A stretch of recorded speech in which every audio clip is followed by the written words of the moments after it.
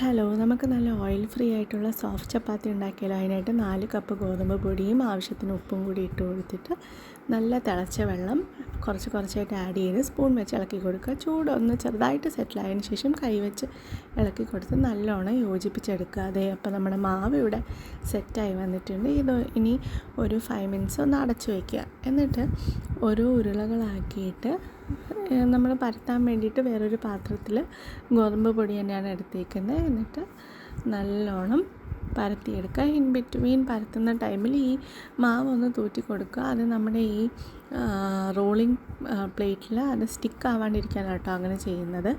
എന്നിട്ട് പാൻ ചൂടാൻ വെച്ചിട്ട് ഇത് ചുട്ടെടുക്കുക. ഒരു നെയ്യോ എണ്ണയോ ബട്ടറോ ഒന്നിൻ്റെ ആവശ്യമില്ല. നല്ല സോഫ്റ്റ് ചപ്പാത്തി റെഡിയാണ്. സോ എല്ലാവരും ട്രൈ ചെയ്ത് നോക്കുക. And do let me no your feedbacks.